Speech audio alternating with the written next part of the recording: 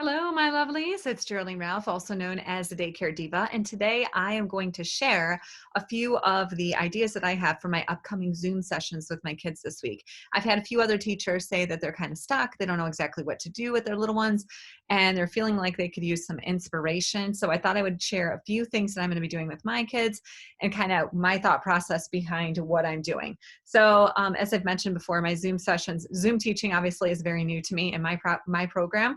We don't really use a lot of technology. We use technology more to connect with parents throughout the day. So my kids do have I have Snapchat. My kids use Snapchat a lot whenever we are in session and everything is, going as typically planned. And the kids use Snapchat to communicate with their parents. If somebody's sad or they're missing their mom or their dad, or they just want to send a message, they always have the option to send Zooms. We have a few aunts and grandparents who are on Zoom, so the kids will send Zoom that way. So this has been an interesting transition for us to be able to use Zoom as our teaching medium. So anyways, a few of the different, actually for my own personal, I've created a challenge for myself this week. I've never had shredded abs and I really want to have shredded abs. So I'm going to take 30 days and I am going to work on following Betty Rocker. If you guys do not know who this woman is, she is incredible. I love her. She's like got this incredible positive vibe. She is in her 40s, like me, and she's like her body is just incredible. Her mindset is incredible. The way that she eats and everything, she's very inspiring. So I wanted to incorporate some of that into my own personal growth. I'm always working on something. I'm always elevating my thinking and doing whatever it is that I can to be better, to take it to the next level. But anyways, back to my Zoom sessions for the kids. So this week for the Zoom sessions for the kids, I woke up on this morning, it's Monday, and I'm like, what am I going to do? Because I'm not super great at planning. I'm amazing at thinking on my feet, but planning is not really my jam. So if I look like I have my act together, I really don't. I'm just making it all up as I go along. So today I was like, what can I do with the kids? I didn't send anything out to my parents. I don't know. I got to figure out something quickly. So I decided that today we're going to do dandelion drawings. And let me see. I just went to Pinterest and I picked up some video or some photos for the kids that I'm going to use. Let me see if I can pull those up. So, you can't really see it.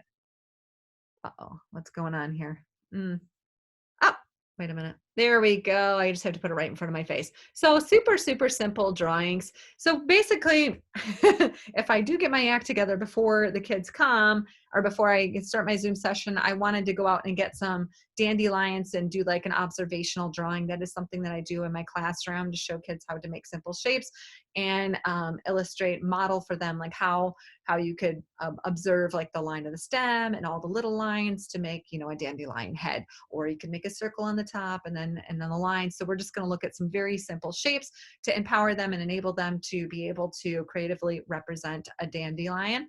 It rained last night, so I don't know if there are any dandelions out there.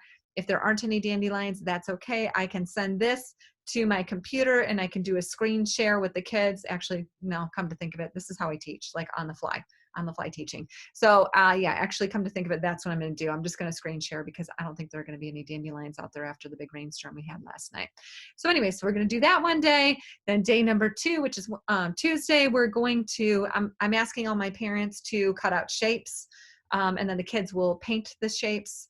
And we'll talk about colors and shapes while we're painting the shapes and getting those ready for a game that we're going to do. And then on Wednesday, the kids are going to tape the shapes around on the floor. We're going to do a tossing game. I have some dice. So I'll toss some dice and then have the kids count the dice and then or count the jumps or whatever. And then we'll jump around until we land on a shape or, something like that.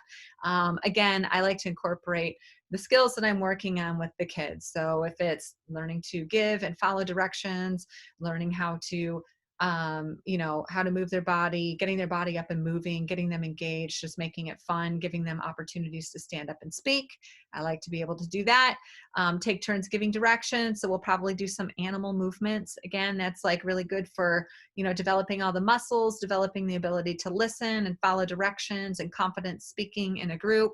and just keeps them engaged. So that's what we're going to do on Wednesday. And then on Thursday, I found an activity that is just going to be, we're going to take some paper cups. Hopefully all the parents have paper cups at home, or they'll have enough time. They could also even use like a toilet paper tube or paper towel tube. And basically what we're going to do is we're going to decorate that, and then we're going to hang it from the ceiling. And, or no, actually they're just going to hang that from the ceiling, and then they're going to color some paper and then wad up the paper. So the thing about the coloring the paper that's going to be helpful for the children is obviously creative expression. They could be working on that while I'm telling the story for the day, and then they can wad up the paper. So just getting those fine motor skills going, building up the strength and dexterity in the hand, also creating a creative activity for the kids, and then giving them movement. So when I'm teaching with my kids, when we're in the classroom or even through the Zoom, kids need to move. They can't sit still and process information very well. So I'm built the same way. That's why I'm such a great toddler teacher. I have to move. I can't be sitting still. I'm always moving. So yeah, so what I'm going to be doing, or what I do with the kids, is I always give them something to keep their hands busy so that their mind is working, so that they're thinking and they're following what it is that I'm doing. I also like to give them opportunities. This is a collaborative effort. Teaching and learning with children is a collaborative effort. So I want them to be collaborating with me on the activities and things that we're doing. Nobody wants to just sit still and listen to a talking head. That's not fun for them. It's not fun for me. It's not fun for you. Anyways, get out there and create something incredible with your kids. Set a challenge for yourself. For me personally, I always have to be on top of my fitness, because I know if I'm fit, then I'm happier and my body's better and I'm able to like get around with the kids. Like for me, I threw my back out 14 years ago, and I just made a decision. I'm never going to be in that situation again. So I'm really working on building up core strength during this time that we're closed, and developing healthier habits. And also, like I said, one thing I've always wanted for myself is shredded abs. I believe anything is possible. Anything is available to me. Shredded abs are going to be the thing that I'm going to do. I would love for you to put in the comments what you are doing today to take yourself to the next level, or what fun things you're going to be doing with your little ones. Love you.